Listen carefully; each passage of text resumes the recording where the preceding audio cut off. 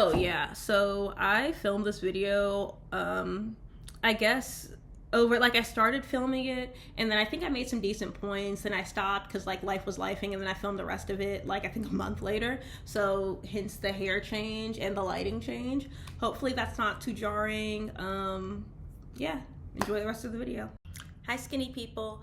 Oh sorry, say fellow, oh shit, skinny people. It's probably not gonna make it in. Just wanted to let you know Skinny Talk lied to you. Okay, bye. That's the end of the video. No explanation needed. It is my eternal sunshine, sunshine. I wonder if it's not possible to do a copyright strike if it's so obviously off key and so bad. It's like there's no way this is the same song. Okay, everyone ignore the stain on my top. You know, makeup be makeuping, and now it looks like I'm lactating, but I'm not. Don't have any children's. Ow, fuck, my arm hurts. Okay. Hi, hello, you guys know what time it is? I've got a crop top on. That means beauty standards are at it again. I see you and I hear you. I am going to make a video about the price of spicy work soon, but before I am a spicy dancer, I am a woman. Or should I say, I am a black woman, and that means these skinny talk videos are getting out of control.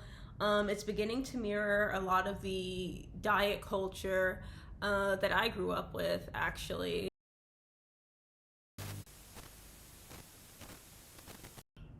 Okay, so I recently got back from vacation, and while I was away, I saw that TikTok recently banned the hashtag skinny talk. It's funny, I've been meaning to talk about skinny talk since April, but you know, life was lifing. I had like my birthday, trying to remember what the fuck else I was doing. Of course, you know, work, school stuff. I feel like there was something else. Oh yeah, I was dating someone. Not anymore, but yeah, so because of all that, oh yeah, and I should probably mention I've been working a lot, and after I did all that work, I went on vacation. I went to the beautiful country of Malta, and then I got to visit the most beautiful, glorious, autonomous region of Sicily, Italia. So yeah, I was a little bit busy.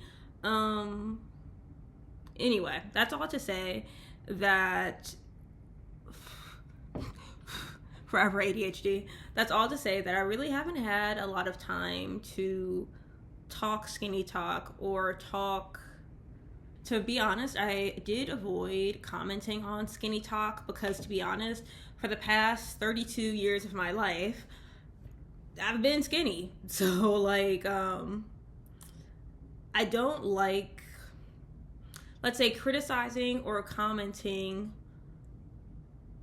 on an area that I guess it's not my place or that I have no experience in. Like, because I've always been thin, I honestly have never felt pressure to be thin because that comes to me naturally. I've never had issues dropping weight. If anything, it's to the opposite end, where say if I get depressed or if I'm just not taking care of myself, I'll drop weight pretty quickly and in like a scary way. So that's like, this whole, oh, I have to lose 10 pounds or, oh, I need to lose this, generally was never an issue for me. At the same time, like, the more I started to think about it, and I think the more the hashtag, and then I think maybe the culture has shifted, and the more I've seen how it's affected some friends of mine and people I care about, that kind of, well, that did make me want to make this video, not just to feed the algorithm, but, you know, just to give my 2 cents, you know, see if the girls them and the people them care. Because I'll say this, it's like, even though sorry, I just saw another bug. I hate bugs. The devil can't reach you. He sends a little buzzing shit to just make you wanna. Anyway, so this is what's crazy. We can all maybe sit and think to ourselves, like, especially the older we get, like, I know who I am, what I like, I try not to let things impact me or blah, blah, blah. But to be honest, a lot of us are just, we are such products of our environment, and no matter how hard you try to be intentional or to, can't escape society because we all live in one. Like, unless you go off the grid and have no phone and like you forage and just like go into town to barter and get gifts, like you're all, and even then you're still gonna be a little bit of part of a society. You're just gonna be like the weird hoarder outcast, like, I just want to provide flat whites and a nice swampy atmosphere to the locals, but I keep getting harassed by a bog witch in a hoodie. She keeps giving out head massages, and it's very off-putting when you're trying to enjoy a coffee and a pan au chocolat. Say that, like,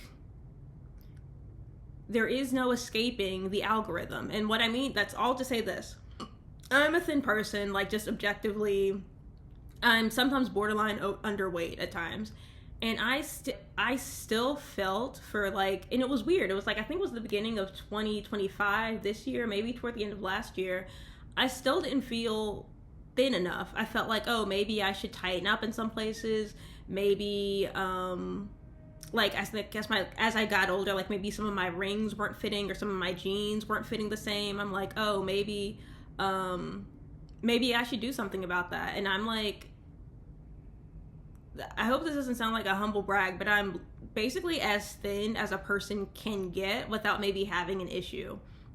Like, my clothes are either extra, extra small or extra small, 0 to 00, maybe a size 1 sometimes.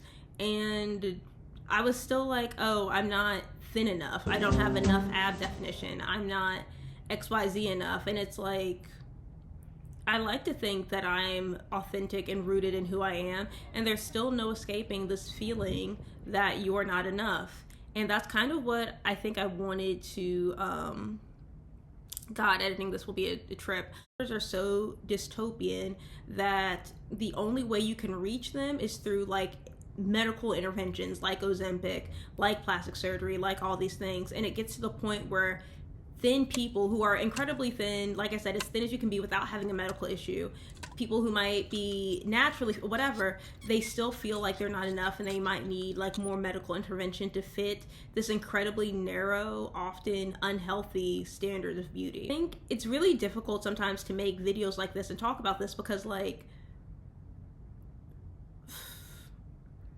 being thin and wanting to achieve like a certain look or aesthetic is not a bad thing in and of itself. What becomes problematic is when these aesthetics get unattainable and unhealthy, I think. And that's the issue with skinny talk. It's like a lot of the skinny talk influencers, I'm sorry, I can clock that shit. I've been an exotic dancer for many years. I can clock that shit. A lot of them have eating disorders, like the people saying, and also, I'm sorry, not even just the way they look, the way they talk, and their relationship to food. You can't tell me, maybe I'll include one girl's TikToks or one girl's videos or whatever. If you ask me what was the biggest shift for me to lose 22 pounds in less than 3 months, I tell you, number one, I cut off all the snacks. I used to snack fruits all day long. I used to eat 4 or 5 different fruits every single day. In my mind, I was like, they're healthy. You can't tell me this looks like a normal, healthy human adult. And the way she talks about food and fasting and stuff, like, that's not regular. Like, that's not health. That's insane. And it's kind of like, I understand that we all have free speech and that we all have free will, etc., etc. You think that if we censor these things, like, it's a slippery slope and all these things. But at the same time, it's like, you don't let people,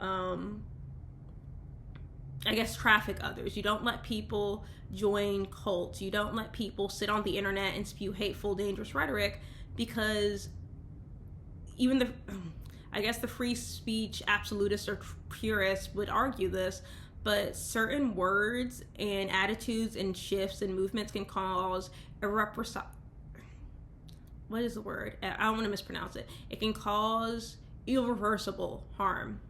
And it's kind of, I think I also want to make this video to say that anyone watching this, you will never reach perfection. It's not real. It doesn't exist. And I think we're also hyper aware and like, we want to reach this thing because we're so aware of ourselves. Like, even like watching this video, like it took me a minute to like get settled or situated, because I realized that my right side of my face is so asymmetrical to my left side, which is, you know, normal. But also it's like, God, we're just all like,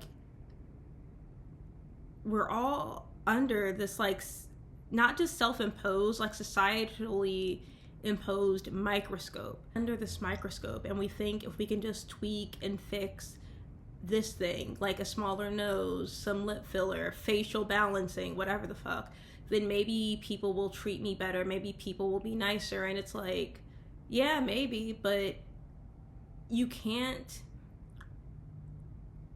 outrun misogyny or patriarchy by looking perfect or traditionally feminine. You can't outsmart getting hurt because you look a certain way. And I think this is like, here's a better one. It's like if you do make yourself the prettiest version of you, congratulations. Now there's still more work to be done, because lots of girls are pretty. Lots of people have like spent a lot of time and effort to make themselves look a certain way. So now what? Like, if you make being your appearance the foundation of your personality, then you won't have much of a personality left.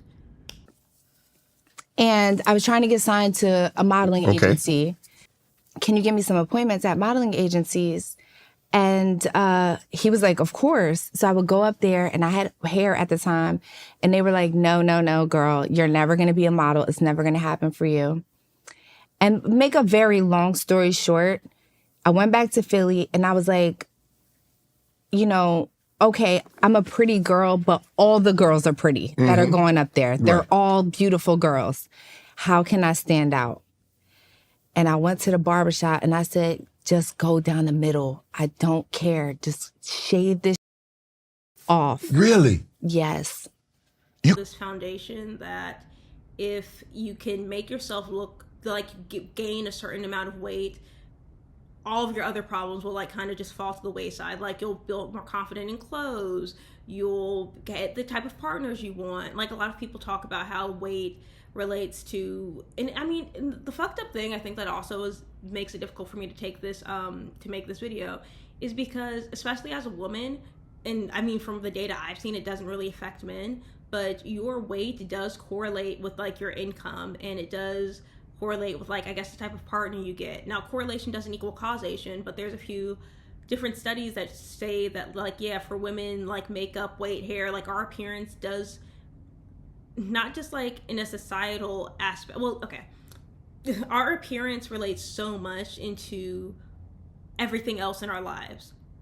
How much money we make, the type of partners we get, all these things. So it makes sense for people to want to be as thin as humanly possible, because they feel like it's going to put them on a trajectory to reach the other goals they want in their life. And the unfortunate truth is that you might get to this point that you want. Like, okay, so I'm skinny, so I got this job and this husband, and this is my life now. You might get there and figure out that that's not where you want to be. Because if you're with someone who only chooses you because you're thinner than everyone else, and if you got promoted more so based on how you present the company than your competency,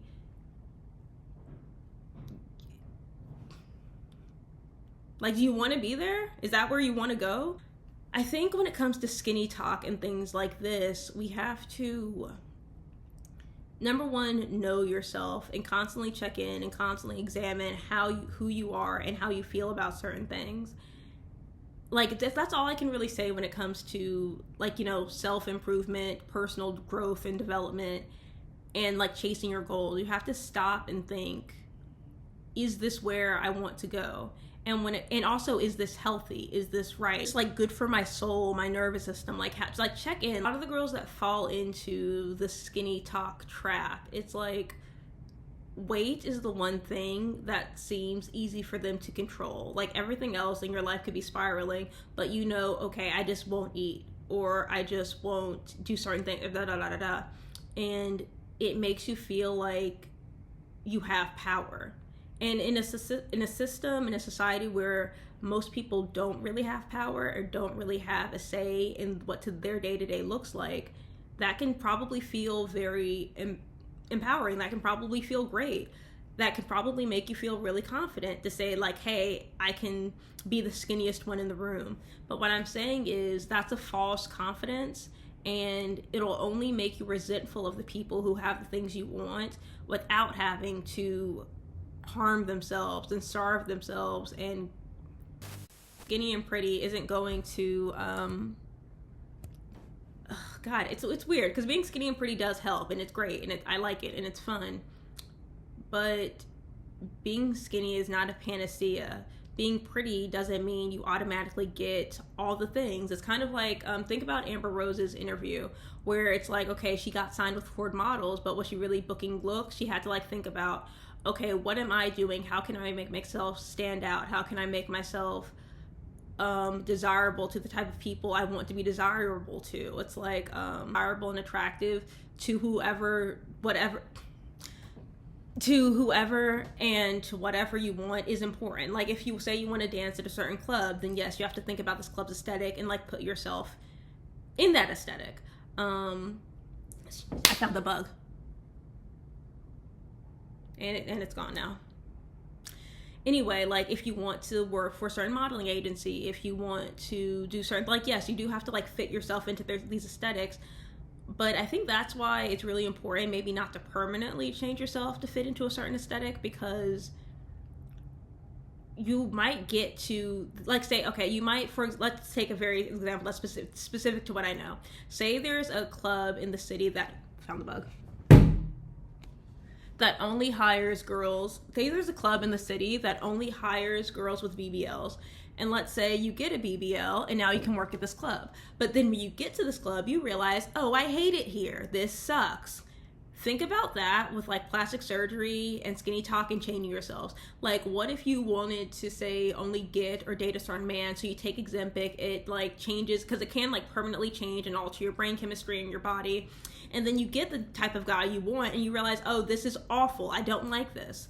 Things, like I said, it's really important to constantly check in with yourself. Think about what you want, who you want to be, and what is the healthiest, safest way for you to get there. Like, never compromise your health, never compromise your morals, never compromise who it is you say that you want to be. That maybe your problem is your job or your boyfriend or your family criticizing you every time you come home. So then you give yourself like a really toxic eating disorder, and boom, nothing else matters at that point besides your recovery and trying to get out of the situation that you and others have like pushed you in. I think basically what I do want to leave this video, the note I want to leave this video on, is that skinny and wellness should not equal each other. Like, some people, okay, like, so what does wellness look like for you? Some people like looking like a muscle mommy gym girl. Some people like looking thick, slim thick, and like, you know, just embracing their curves in that way, like through intuitive eating and through you know, exercise that works well for them. Being skinny does not necessarily mean that now you are healthy. You can be skinny and still technically like fat, like with high cholesterol levels, low muscle mass. Yeah, like you have to think about your wellness and your health and not tie it so heavily to the number on the scale. Yes, how you look can open certain doors and close others, but it's really not the only thing that matters. And all I can really say is that your wellness, your well-being, who you are, all that is worth so much more than a number on the scale. And please, keep in mind, a lot of these influencers are people trying to sell you on this skinny thing or this fat or whatever. You don't know who they are when the cameras turn off. You don't know who they are when their head hits the pillow. You don't know you don't know them. I know it's easy to be parasocial these days, and some of us are very lonely, but you can't listen to people on the internet tell you that, oh, once you're skinny, all these good things are going to happen, when you don't know if do they have your best interest at heart. Come on. I mean, honestly, I guess the main point of this video was just please, please, please think long and hard before you change or alter yourself, to fit a dystopian beauty standard. Skinny does not equal well. Healthy does not equal a number on the scale. You have to figure out what's healthy and what looks right for you. Figure out what type of person you want to be, who you want to appeal to, and then move forward. Don't let Instagram or TikTok or whatever else change you and morph you and shape you into this person that you might not want to be. So that's the end of this video. Please like, share, subscribe. I love you all. Hope you have a great day. Happy summer. Go outside, go play, go swim in the Blue Lagoon in Malta, go take a trip through Sicily. It's beautiful there. I would know, I just got back. And yeah, I'll see y'all later. Bye.